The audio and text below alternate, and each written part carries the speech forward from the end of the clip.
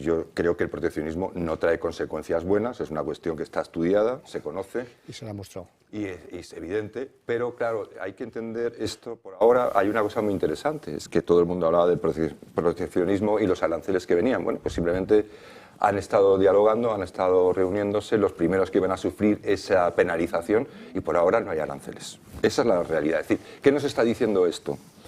Que en realidad es un enfoque geopolítico, exclusivamente. En eso estamos de acuerdo. Exclusivamente.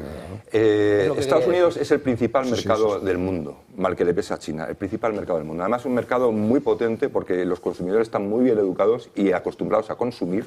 Y tienen 60.000 euros de renta per cápita. Y es decir, es el mercado, es decir, ahí hay una posición de fuerza a la hora de negociar inevitable.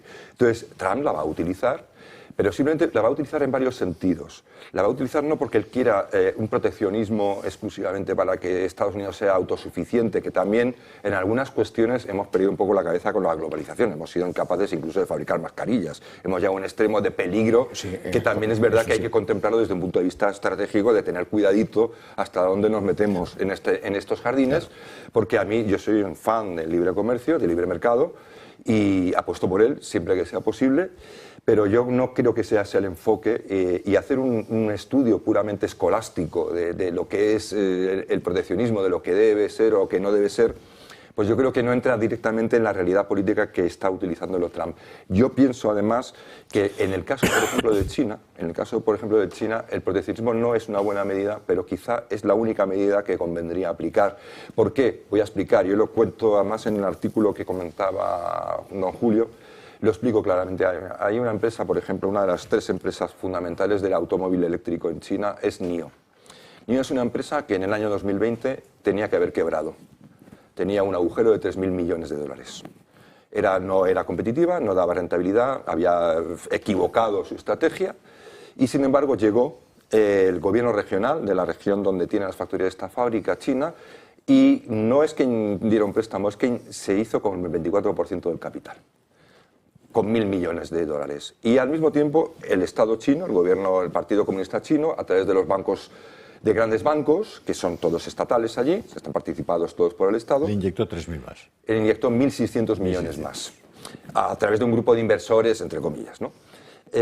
La consecuencia esta es que NIO está vendiendo coches en Alemania, de un modelo muy concreto, a 19.000 euros. De eléctrico de alto rango, cuando su coste real son de 32.000 euros. Es decir, evidentemente la Organización Mundial del Comercio... Tenía que actuar, porque es dumping de libro. No solo es un dumping. Claro, es de libro. Es un dumping, además, como dice la Organización Mundial del Comercio, que genera un daño. Claro, evidente. claro. Y no solo eso, sino además que tiene una segunda derivada. No es un dumping cualquiera, es un dumping financiado por un Estado. Sí. Por un gobierno. Ayudas de Estado que también están prohibidas. Es decir, son dos elementos verdaderamente intencionales. Y además hay detrás de eso una estrategia de largo plazo, no de China, sino de Xi Jinping, que es el que ha roto las reglas del juego.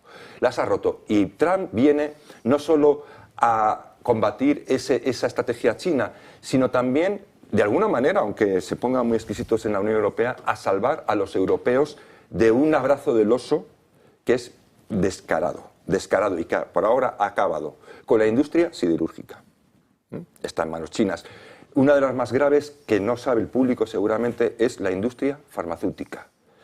Es decir, el 80% de la cadena de suministro de la industria farmacéutica global está controlada por China. Pero de base, y que ese es el error de Europa.